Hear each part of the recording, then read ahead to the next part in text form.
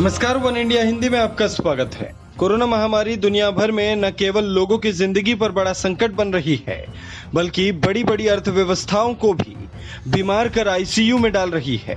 दुनिया में सबसे तेजी से उभरती अर्थव्यवस्था में शुमार भारत को भी इसने दबोच लिया है। केंद्र सरकार की ओर से सोमवार को जारी सरकारी आंकड़ों के अनुसार चालू वित्त वर्ष 2020-21 के अप्रैल से जून तिमाही में अर्थव्यवस्था में 23.9% की अब तक की सबसे बड़ी तिमाही गिरावट आई है। अप्रैल से जून तिमाही में भारत की जीडीपी ग्रोथ 40 साल में पहली बार नेगेटिव हुई है। इसी के मद्देनजर आईएमएफ की चीफ अर्थशास्त्री गीता गोपीनाथ ने कहा है कि G20 देशों में भारतीय अर्थव्यवस्था की हालत सबसे ज्यादा खराब है।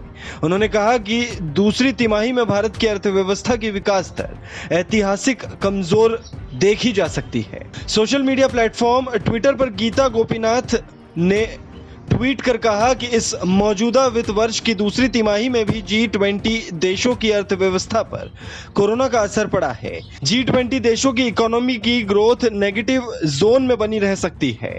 इस समूह में भारत की जीडीपी 25.6% तक नेगेटिव रहने की आशंका है।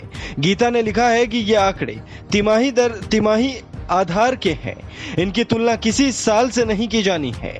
उन्होंने कहा कि साल 2020 की तीसरी तिमाही में G20 देशों की जीडीपी में सुधार आने की उम्मीद है। इस साल की पहली तिमाही में कमजोरी देखने के बाद चीन की जीडीपी दूसरी तिमाही में अच्छा प्रदर्शन कर सकती है। इससे पहले ही मूडीज इन्वेस्टर सर्विस ने कहा था कि G20 देशों की अर्थव्यवस्था में 2020 की पहली छमाही में बड़ी गिरावट आ सकती है।